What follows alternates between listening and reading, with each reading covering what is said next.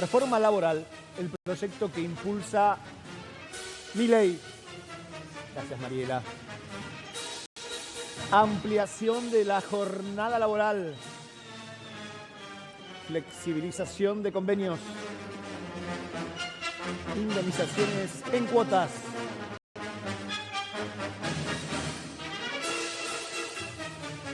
Bueno, vamos a hacer un repaso de este proyecto. ¿Cómo no? La verdad que cuando uno comienza a leer, parte del proyecto es largo. Las palabras son muy, muy lindas, llamativas, pero quizás cuesta entender a qué se refiere cada uno. Vamos a tratar de traducirlo y llevarlo al llano. De a poquito. ¿No? De a poquito. Impacto previsto para la reforma laboral, es un impacto claramente. ¿Quién gana y quién pierde? A ver, ¿qué ganan las empresas? Vos me ayudas, Lore, Sí, Ana dale. lo tiene, pero ayúdenme. Podrían recibir mayor flexibilidad para contratar, ajustar horarios y pactar condiciones laborales adaptadas al funcionamiento productivo, ¿correcto? Sí. Bueno, ¿qué más? Perdón, te agrego algo. Dale. En la prestación del trabajo, y dice, siempre que no resulten irrazonables Sí. ni alteren aspectos esenciales del contrato. Lo razonable o irrazonable lo decide el empleador. Entonces también tengamos en cuenta eso. Qué es razonable y qué no es razonable no lo decide el trabajador. Uno puede opinar sobre eso. ¿Qué más? Reducción de la carga burocrática si la digitalización avanza como promedio, dicen, ¿no? Los beneficios para la empresa o el empleador. Menos litigiosidad y costos judiciales si logra limitarse la industria del juicio. Insisten con algo que era un punto que Milei ya venía destacando y resaltando vía Sturzenegger, digámoslo, porque recuerden ustedes que esto estaba en la Ley de Bases 1, Claro. la reforma laboral, y se negoció con la CGT para que saliera de esa Ley de Bases, porque además se había judicializado. Remuneraciones y recibos de sueldo, te agrego. Escuchá porque es impresionante. Se habilita el pago en efectivo. Sí. Cheque o acreditación bancaria y permitiendo la instrumentación electrónica de los recibos. Esto para mí es un retroceso, no es un avance. Digo, que se permita pagarte en efectivo Sí. es como en negro, ¿no? Digo, estoy especulando porque esto es el proyecto de ley. Después habrá que ver cómo son las distintas instancias en medio Sí, de es todo raro esto. Los recibos se permite que se instrumenten electrónicamente con la información detallada sobre el empleador, el trabajador, los conceptos liquidados, etcétera, pero digo, no habla de la obligación de tener un recibo de sueldo, de digitalizar el Claro. pago de los salarios, de bancarizarlos. No. Hablamos nuevamente de plata que por ahí no queda registrada en ningún Claro. lugar. Nosotros estamos conectados con Eduardo Jacobs, él es economista. ¿Qué tal, Eduardo? ¿Cómo estás? Daniel Grecha, Anabilia Cerezo te saludan. Buen día. Hola, ¿cómo están? ¿Qué tal? Muy bien, la verdad es que la situación que se va a vivir seguramente en los próximos meses, a mí puntualmente me da la interpretación de que no va a favorecer a los trabajadores. Como economista te quiero preguntar cuál es tu pensamiento. Exactamente el contrario al tuyo. Creo que sí los va a favorecer. ¿En qué Empecemos sentido? por ahí. Porque básicamente lo que vos necesitas, la Argentina tiene un problema gravísimo en los últimos 40 años que ha disminuido la formalidad del empleo. El empleo no es formal, Es es cierto. informal. Hemos quedado en 6 millones de trabajadores formales hace 10 años.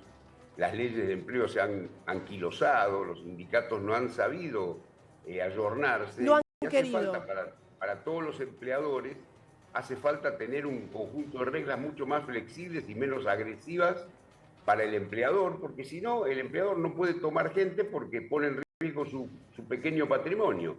Básicamente este caso es, le pega a las pymes, digamos. Todo aquel que ha tenido, y es mi caso también, pequeños emprendimientos, siempre este tema es una amenaza latente y bueno, todo lo que contribuya a que haya más empleo formal, que se vaya formalizando, aunque sea de a poco, se vaya formalizando, va a ayudar al trabajador. Y de hecho lo está ayudando. Mientras la inflación baje, los salarios reales van a seguir subiendo, obviamente, lentamente y de niveles bajísimos, porque como es muy obvio, somos un país muy pobre, nos hemos empobrecido mucho en estos 40 años, y bueno, hay que levantarlo y va a llevar tiempo, pero se puede ir haciendo.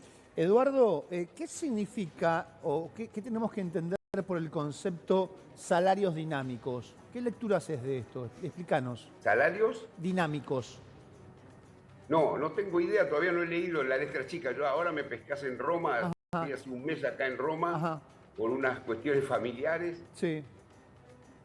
No, no estoy tranquilo, porque trabajo el doble de lo que trabajaba en Buenos Aires, pero... No, está no, bien, nadie pero dijo así nada, estoy.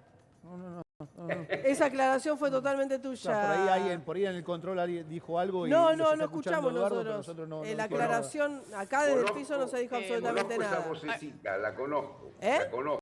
Ya voy a hablar en persona. Ah, bueno, sumo otro. Como vos, nosotros nos estamos desayunando con algunos ítems de la reforma laboral, tenernos paciencia. Por supuesto está Lore ahora que nos ayuda. Pero quiero leer esto. Se implementarían, en potencial, adicionales salariales individuales por mérito, ¿no? La creación de un banco de horas trabajadas y la opción de pagar sueldos en distintas monedas, que es lo que adelantaba recién algo Loretoso. Sí. ¿Está bien esto de adicionales salariales individuales por mérito? Eduardo, ¿vos lo ves bien?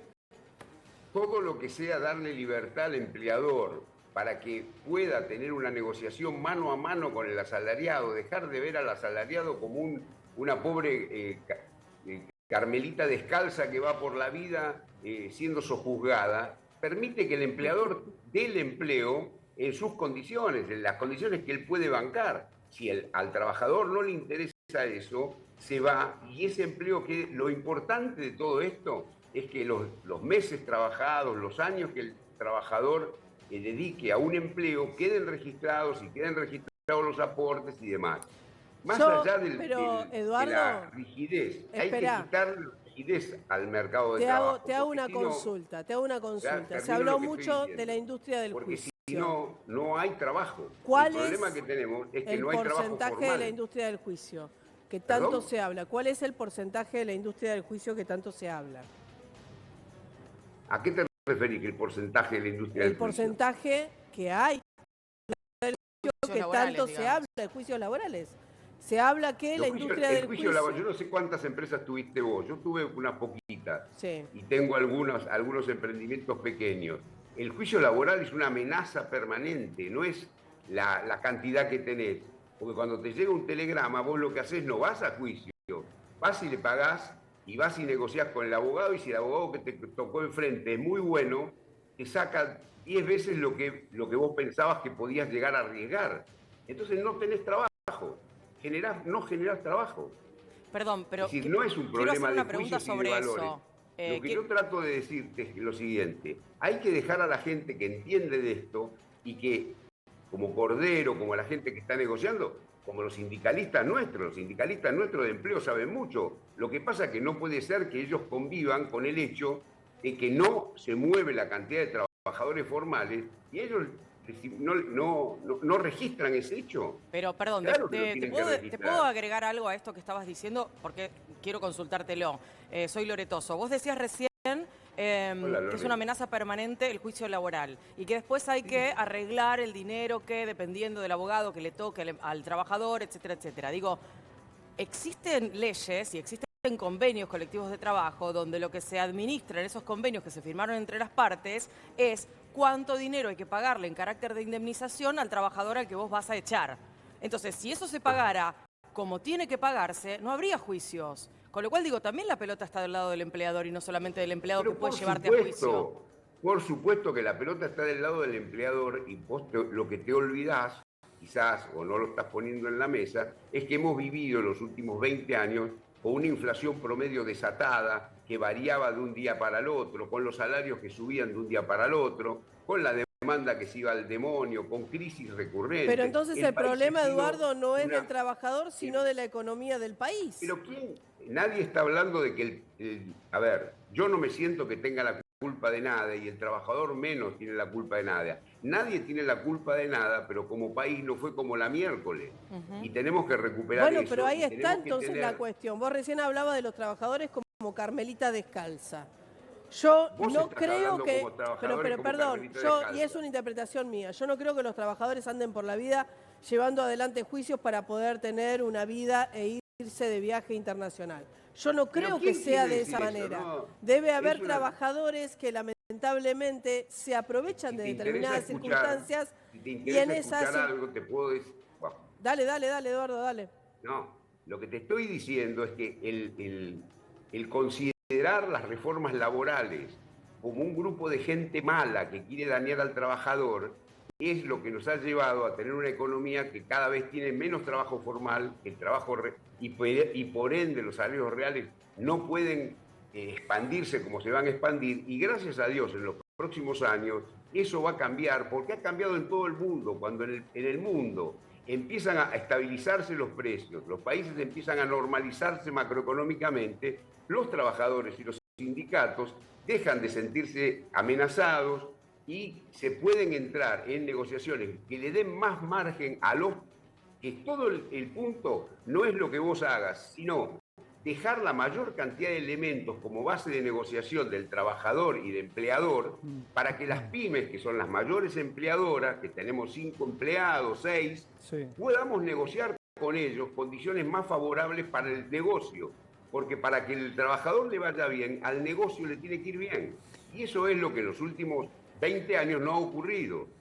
Entonces, Eduardo, la base de la reforma laboral, que a mí me gustaría, porque no soy un experto en el tema, es dejarle a la negociación del trabajador con su empleador la mayor cantidad de espacios abiertos para que puedan llegar a un acuerdo que ojalá dure mucho tiempo, y si no dura, el trabajador se pueda ir de ese trabajo con el dinero que le corresponda y el empleador pagarlo como pueda, Eduardo, con el negocio que tiene. Eduardo, por eso me pareció muy interesante el tema del pago en cuotas de indemnización y demás, que es una variante que para las pymes sería importantísima para poder no tener la sensación de que se le cae el mundo encima al día siguiente de tener un problema laboral. Sí, Eduardo, es interesante escucharte.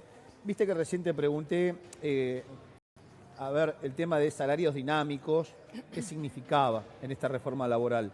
Acá estoy hablando con un abogado laboralista y me está explicando. Ahora te lo voy a contar porque, insisto, estamos descubriendo cosas de este nuevo proyecto al mismo tiempo. Esperanos unos minutitos, que nuestro productor ejecutivo está medio apurado con la tanda. Es un